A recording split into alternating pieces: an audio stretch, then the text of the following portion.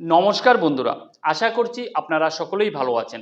আজকের এই ভিডিওটাতে আমি আপনাদের সামনে তুলে ধরব কিভাবে স্যালাইন রেডি করতে হয়। স্যালাইন লাগানোর সময় রোগীকে যখন আমরা স্যালাইন লাগাই তখন কোন কোন জিনিসগুলো আমাদের অবশ্যই মাথায় রাখতে হবে।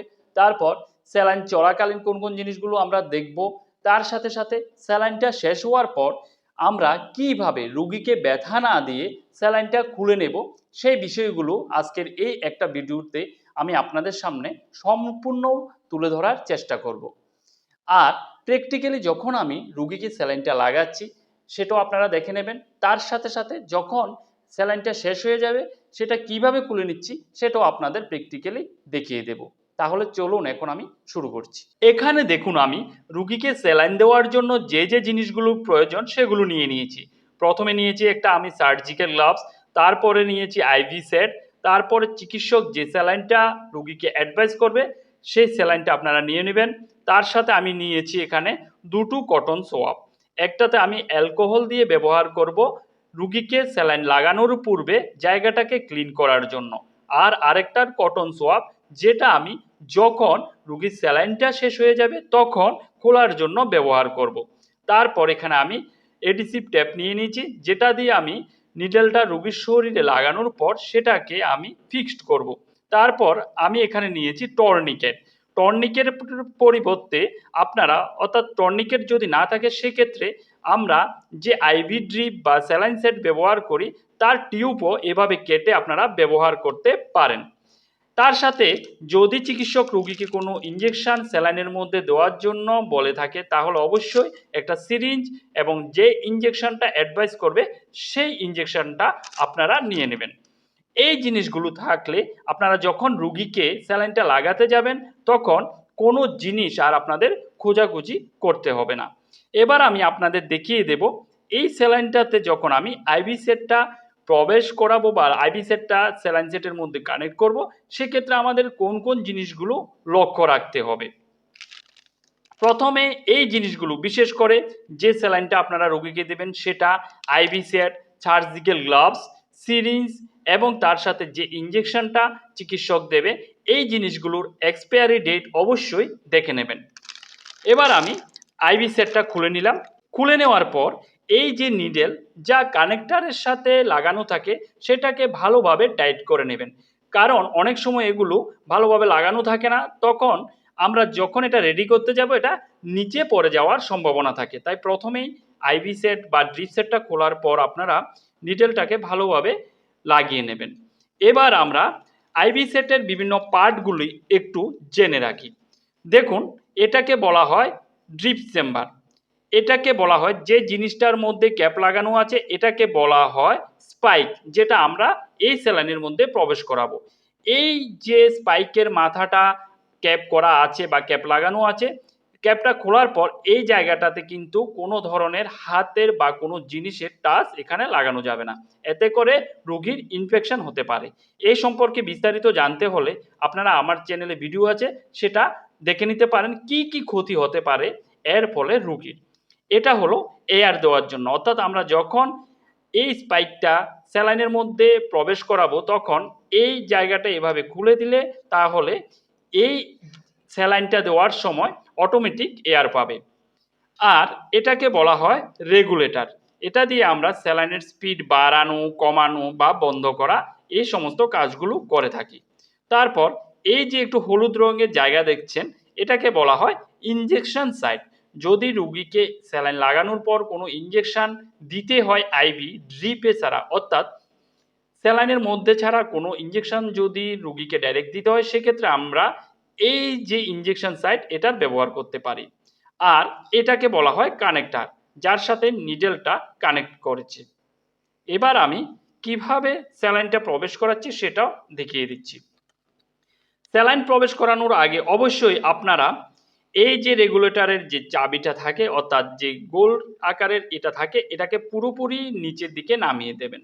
এটা অবশ্যই করবেন, না হলে আপনারা যখন স্যালাইন রেডি করবেন অটোমেটিক স্যালাইনটা এই আইভি সেট বা ড্রিপ সেটের মধ্যে দিয়ে বাইরের দিকে বেরিয়ে যাবে। তাই আপনারা অবশ্যই রেগুলেটরের এই চাবিটা নিচের দিকে নামিয়ে রাখবেন। তারপর স্যালাইনের এই যে ক্যাপ এটা খুলে নেব, খুলে নিলাম। খুলে নেওয়ার পর এবার আমি কি করব, এই যে স্পাইকের ক্যাপ সেটাকে খুলে নিলাম। খুলে নেওয়ার পর এবার স্যালাইনের মধ্যে স্পাইকটাকে প্রবেশ করাবো। এভাবে প্রবেশ করালাম।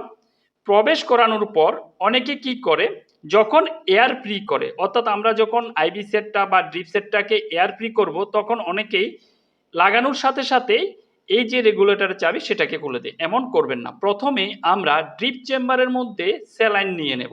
এইভাবে যখন আপনি ডিপ চেম্বারটাকে স্কুইচ করবেন বা চাপ দেবেন, তখন এখান থেকে স্যালাইনটা অটোমেটিক এখানে এসে পড়বে। মিনিমাম আপনারা হাফ স্যালাইন এই চেম্বারের মধ্যে নিয়ে নেবেন। এভাবে সম্পূর্ণ কিন্তু পুরো চেম্বার ভর্তি স্যালাইন নিয়ে নেবেন না, বা এমন জায়গা পর্যন্ত স্যালাইন নিয়ে নেবেন না। এতে করে স্যালাইন যে চলছে সেটা আমরা বুঝতে পারবো না, কাউন্টও হবে না। তো এবার নিয়ে নিলাম। নিয়ে নেওয়ার পর এবার আমি রুগীকে স্যালাইনটা লাগাবো। আপনাদের এবার প্র্যাকটিক্যালি দেখিয়ে দিচ্ছি কিভাবে রুগীকে আমি স্যালাইনটা লাগাচ্ছি। স্যালাইন লাগানোর পূর্বে বা আগে একটা কাজ আমাদের অবশ্যই করতে হবে, সেটা হলো ড্রিপ সেট বা আইভি সেটটাকে আমরা এয়ার ফ্রি করে নেব। এই রেগুলেটরের চাবিটাকে বা চাকাটাকে উপরের দিকে নিয়ে এসে আমরা এটাকে পুরোপুরি ভিতরের যে এয়ারটা আছে সেটা বের করে এবং এটার মধ্যে পুরোপুরি যে স্যালাইন সেটা নিয়ে নেব। প্রথমেই অবশ্যই রুগীকে যে কোনো ধরনের স্যালাইন লাগানোর পূর্বে আপনাদের এয়ার ফ্রি করে নিতে হবে। যদি কোনো ভুলবশত আপনারা এয়ার ফ্রি না করেন, সেক্ষেত্রে এয়ার রুগীর শরীরে গিয়ে রুগীর মারাত্মক ক্ষতি করতে পারে। এই বিষয়টা আপনারা অবশ্যই মাথায় রাখবেন। আমরা দেখে নিলাম রুগীকে স্যালাইন দেওয়ার জন্য কোন কোন জিনিসগুলোর প্রয়োজন হয়। এখন আমি আপনাদের প্র্যাকটিক্যালি রুগীকে স্যালাইন লাগিয়ে দেখিয়ে দেব এবং তার সাথে সাথে স্যালাইনটা শেষ হওয়ার পর কিভাবে খুলে নিচ্ছি সেটাও দেখিয়ে দেব। এই যে রুগীটা, এটাকে আজকে আমি স্যালাইনটা দেব। তার পূর্বে আমি এই যে টর্নিকেটটা নিয়ে নিলাম। নেওয়ার পর যে জায়গার শিরাতে বা বেনে আমরা স্যালাইনটা লাগাবো তার ঠিক উপরে টর্নিকেটটাকে বেঁধে নেব। টর্নিকেটটাকে বেঁধে নেওয়ার পর এই যে দেখুন নিচের জায়গাটায় দুটো শিরা আছে, এদের মধ্যে থেকে এই যে শিরাটা, এটাতে আমি নিডেলটাকে লাগাবো বা প্রবেশ করাবো। তার জন্য আমি নিয়ে নিলাম অ্যালকোহল কটন সোয়াব। এটা দিয়ে আমি ভিতর থেকে বাইরের দিকে ক্লিন করব। এটা হলো সঠিক পদ্ধতি, অর্থাৎ সেন্টার টু পেরিফেরি। তারপর যখন আমি ক্লিন করে নেব, ক্লিন করে নেওয়ার পর ভালোভাবে জায়গাটা একটু শুকিয়ে যাবে। শুকিয়ে যাওয়ার পর নিডেলের যে ক্যাপ সেটাকে খুলে নেব। ক্যাপটা খুলে নেওয়ার পর নিডেলের যে শার্প বা সূচালু জায়গাটা, দেখুন এই যে সূচালু জায়গা, এটাকে আমি শিরার উপরের দিকে রেখে রোগীর শরীরে আস্তে আস্তে ইনসার্ট বা প্রবেশ করাবো। দেখুন এই যে শিরা, এটাতে আমি সূচালু বা শার্প জায়গাটাকে উপরের দিকে রাখলাম, রেখে আস্তে আস্তে আমি এটা ইনসার্ট করলাম। ইনসার্ট করার সাথে সাথেই যখনই এটা বেরিয়ে গিয়েছে আমার এখানে ব্লাড চলে এসেছে। দেখুন এবার টর্নিকেটটা খুলে দিলাম। দেখুন আমার আঙুলের সাথে ব্লাডটা আছে। এবার আমি এই যে অ্যাডিসিভ ট্যাপ, এটা দিয়ে নিডেলটাকে ফিক্সড করে দেব। ফিক্সড করে দেওয়ার পর স্যালাইনটাকে চালু করে দেব। চালু করে দেওয়ার সাথে সাথে দেখুন ব্লাডটা ভিতরে চলে গিয়েছে। এবার জায়গাটা, অর্থাৎ নিডেলের যে সামনের জায়গাটা, এই জায়গাটায় ফুলছে কিনা সেটা আমাদের দেখতে হবে, কারণ যদি ফুলে তাহলে আমাদের এটাকে রিমুভ করতে হবে। এবার স্যালাইনের যে ড্রপ বা স্যালাইনটা কত ঘন্টা যাবে, কত মিনিটে কত ফোঁটা পড়বে, সেটা আমরা চিকিৎসকের পরামর্শ অনুযায়ী সেট করে দেব। এবার আমি চিকিৎসক যেভাবে বলেছে সেভাবে এখানে ড্রপটা মেনটেন বা সেট করে দিচ্ছি। এ সম্পর্কে জানতে হলে আমার চ্যানেলে একটা ভিডিও আছে, সেটা আপনারা দেখে নিতে পারেন। এটা মেনটেন করা বা মিলানো খুবই সহজ। দেখুন আবারও আমরা আরেকবার দেখে নেব নিডেলের সামনের যে জায়গাটা, সেই জায়গাটা কোনো ধরনের সোয়েলিং বা ফোলা আছে কিনা। যদি থাকে সেটাকে আমরা রিমুভ করে নেব এবং অন্যত্র বা অন্য জায়গায় আমাদের দিতে হবে। এটা অবশ্যই আপনাদের দেখে নিতে হবে। এখন আমাদের স্যালাইনটা খুলে নেব। দেখুন এইটুকু জায়গা পর্যন্ত আমাদের স্যালাইনটা এসেছে।